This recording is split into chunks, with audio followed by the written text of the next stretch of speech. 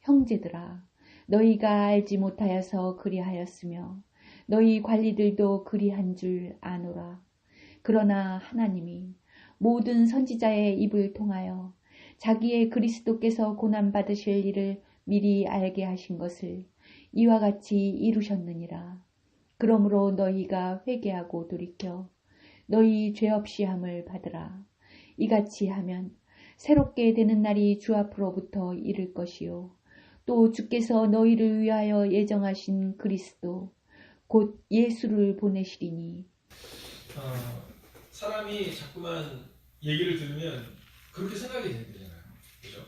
그래서 일본 사람들이 늘 얘기하잖아요. 독도는 다케시마는 우리 땅 이렇게 얘기해요. 그래서 일본 초등학생들 중에 상당수가 독도는 일본 땅으로 생각합니다.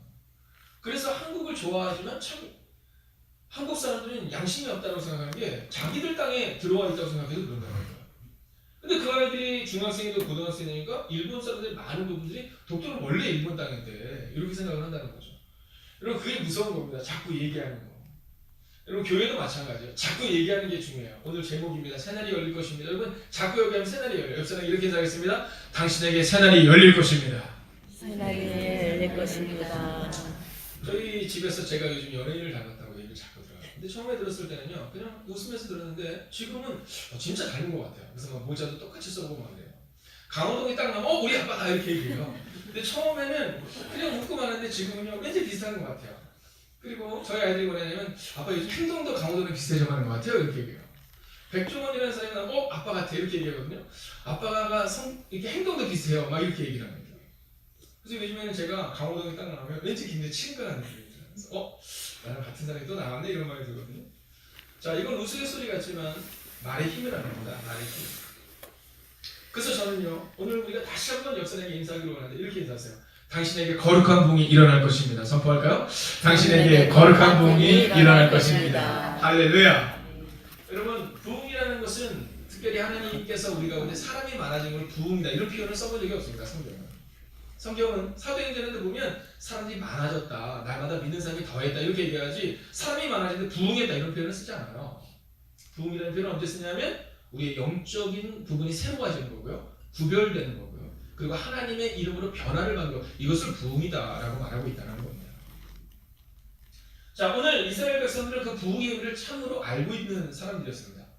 특별히 오늘 이 베드로와 요한이 말씀을 선포하는 이스라엘 백성들, 특별히 이 유대인들은 부흥에 대한 의미를 알고 있었던 사람이며 하나님의 역사를 알고 있었던 사람들입니다.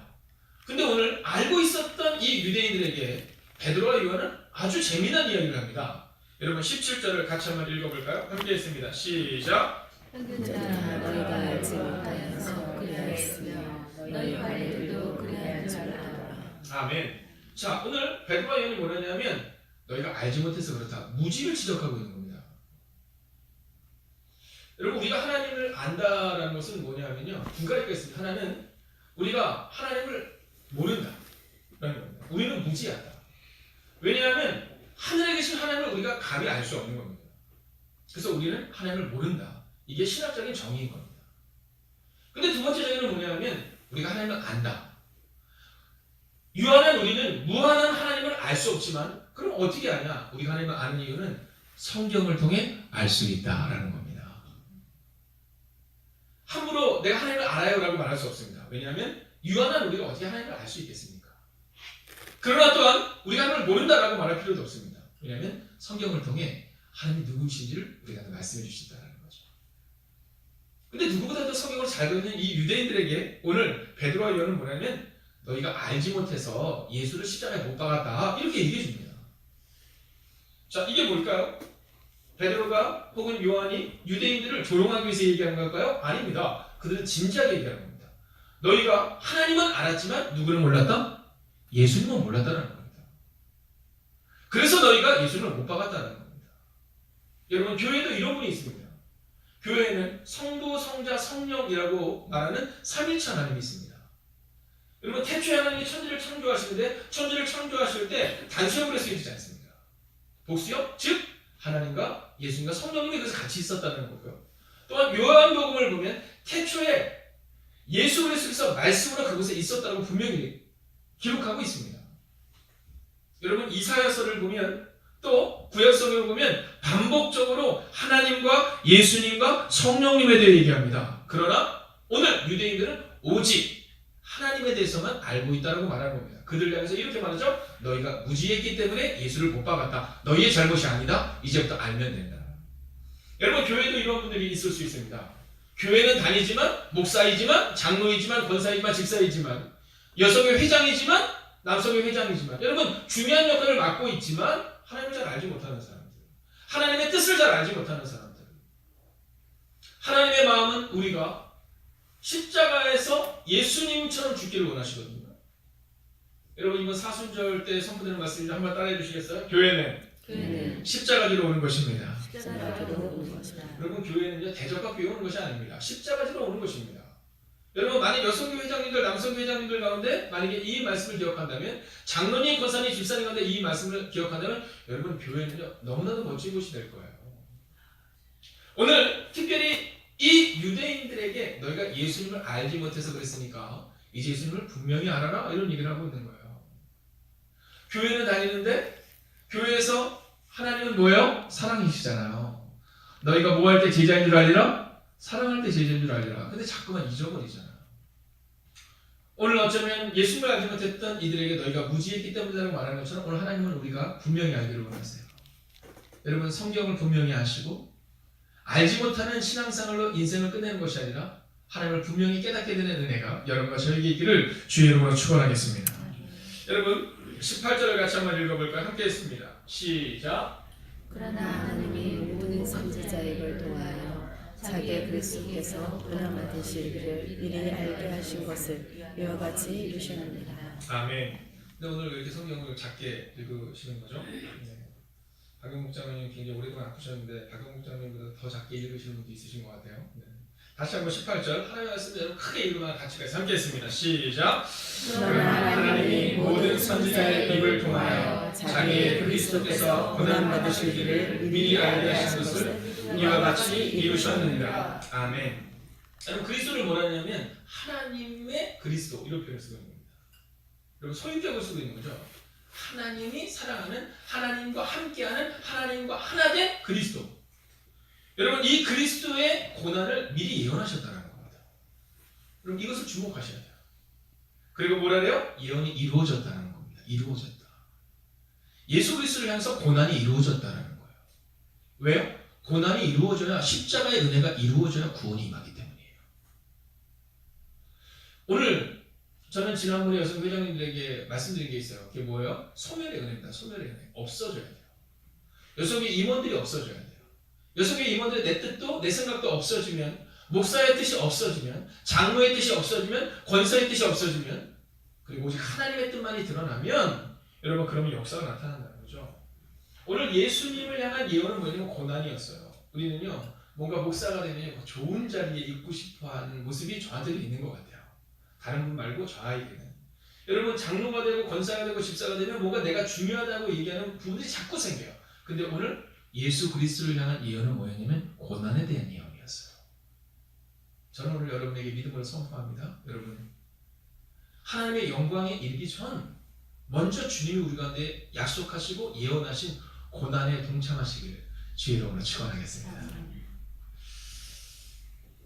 그리고 나서는 이 고난이 이루어졌다라는 표현을 씁니다. 왜 고난이 이루어졌다, 완성되었다라는 표현을 쓰고 있냐면 바로 19절을 위해서였습니다. 19절 같이 한번 읽어볼까요? 핵심 구절입니다. 시작. 그러므로 너희가 회개하고 돌이켜 너희 죄 없이 하느니라.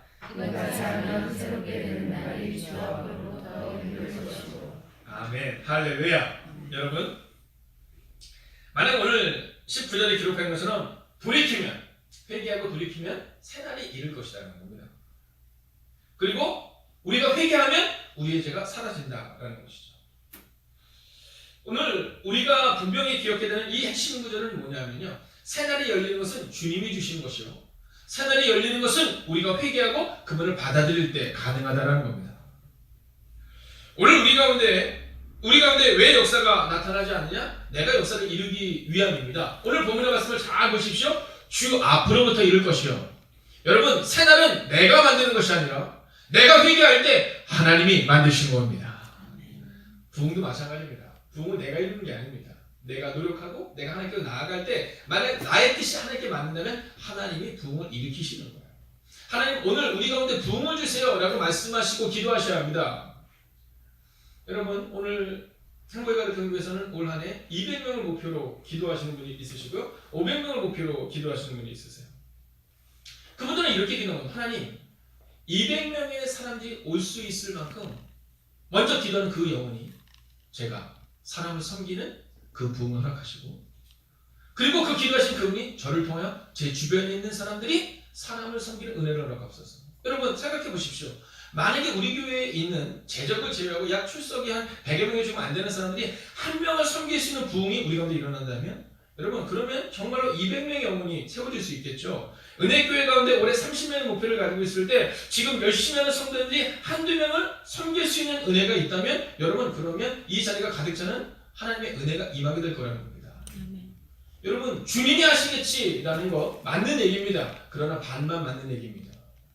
주님이 하시지만 주님이 우리에게 맡게 된 사명을 감당할 때 주님이 할 수 있는 겁니다. 주님이 우리가 이제 부흥을 지으려고 하는데 교회 왔는데 매일 큰 소리가 나요. 교회 왔는데 매일 서로 사랑하잖아요. 그러면 부흥이 일어나지 않습니다.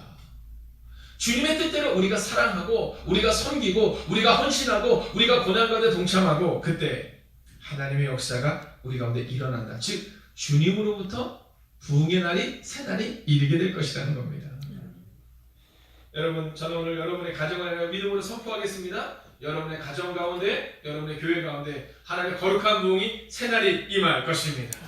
여러분 그러면서 마지막으로 다시 한번 예수님에 대한 말씀을 선포해요. 20절을 읽고 마치겠습니다. 함께 읽을까요? 시작. 또 주께서 너희를 위하여 대적하신 그리스도 곧 예수를 보내주시리니. 아멘. 여러분 고단에 끝납니다. 여러분 곧 예수님이 오세요. 근데 내일 우리가 함께 보겠지만 예수님이 곧 오신다고 말씀하셨는데 왜 늦게 오시냐면요. 하나님이 다시금 내려가라고 말씀하신 재림의 그때까지 하늘에 계셔야 하기 때문입니다. 그리고 하나님은요 지금 한 영혼이라도 더 구원을 받기 원하시기 때문이라는 겁니다. 그러면 주님이 다시 오신다라는 이 메시지 안에 숨어 있는 것이 아니었습니다. 그래서 그러면 주님이 재림하시기 전까지 우리는 예수님을 만날 수 없느냐라는 거죠. 여러분 주님이 이 땅에 다시 오시기 전까지 예수님이 약속하셨죠. 내가 하늘로 올라간다. 그것이 너에게 유익이다. 왜냐하면 내가 가면 누가 온다? 성령님이 온다라는 거예요. 성령님이. 오늘 이 베드로가 예수가 곧 다시 오실 것이지만 내일 우리가 함께 보는 것처럼 때가 이르러야 한다라고 얘기하는 것처럼 끝나지만 그것이 끝이 아니라 대신에 성령님이 오늘 너희들 각자 가운데 임할 것이다 라고 말합니다. 여러분 2019년 새날이 반드시 열릴 겁니다. 여러분의 가정에 있는 문제, 자녀들에게 있는 문제, 교회를 감싸고 있는 문제들 여러분 새날이 열릴 거예요. 우리 힘으로는 할 수 없죠. 오늘 19절에 기록한 것처럼 주 앞으로부터 이르는 은혜, 즉 주님이 보내신 성령님과 함께 새날을 여는 여러분과 제가 될 것입니다. 여러분 기도하십시오. 간구하십시오. 부르짖으십시오. 하나님께 이렇게 고백하십시오. 하나님 오늘 이 새벽 이 시간 우리에게 새날을 허락하여 주시옵소서. 자 이제 여러분들이 가정으로 돌아가면 제가 선포한 말씀 다 끝났어요. 가정으로 돌아가면 그러면 어떤 일을 먼저 하십니까? 여러분 부탁드립니다. 아침에 바로 출근하시는 분들은 직장에 도착하자마자 오늘 제가 선포한 말씀이 있지만 그 말씀이 여러분의 삶에 어떻게 적용되어야 되는 것을 훈련을 계속 하셔야 됩니다. 아침에 혹시 못하시는 분은 저녁에 하셔도 상관없습니다. 그러나 가능하시면 이 새벽을 깨우신 여러분답게 5분에서 10분 정도 여러분 자신의 삶 가운데 이 말씀을 묵상하는 시간을 꼭 가지십시오. 자, 큐티의 세 가지 잊지 마시고 우리 오후 예배를 계속 못 드려서 잊어버리셨을까봐 한번 해볼까요? 읽고 해석하고 적용하고. 여러분 이 새벽을 나오신 분은 저와 함께 읽고 해석까지 가능했습니다. 그럼 이제 뭐가 필요하죠? 적용이 필요합니다. 여러분 적용이 없는 말씀 그렇게 살다 보면 우리가 유대인들처럼 지식은 충만한데 어떻게 살아야 되는지 모르게 돼요. 여러분 오늘 이 새벽 오후 예배가 지금 저희가 계속해서 못 드리기 때문에 다시 한번 부탁드립니다. 읽고 해석하고 적용하고 이 말씀의 훈련이 여러분과 여러분의 가정 가운데 있기를 주의 이름으로 축원하겠습니다. 기도하겠습니다. 하나님 새날이 열릴 것입니다. 성령님과 함께 성령님이 동행하는 새날이 열릴 것입니다. 오늘 유대인들은 성경을 안다고 말했지만 오늘 베드로는 이렇게 말합니다. 너희가 무지했다라고 말합니다. 하나님, 오늘 이 새벽 이 시간 기도하나니 무지한 백성들 되지 않게 하여 주셔서 말씀을 우리 가슴에 새기는 인생이 되게 하시고 적용하는 인생이 되게 하여 주셔서 구경하는 인생으로 5,000명의 구경꾼으로 끝나는 것이 아니라 안진뱅이처럼 예수 그리스도의 이름으로 일어나는 은혜가 임하게 하여 주시옵소서. 이제는 우리 주 예수 그리스도의 은혜와 하나님의 극진하신 사랑하심과 성령님의 감화, 감동, 교통하심의 역사가 이제 2019년 우리의 가정 가운데, 자녀 가운데, 교회 가운데 세대에 열릴 것을 믿고 나가는 하나님의 거룩한 백성들과 특별히 사랑하는 은혜교회와 특별히 사랑하는 행복이 가득한 교회의 모든 성전 이전과 과정 가운데 함께 하시기를 간절히 축원하옵나이다. 아멘.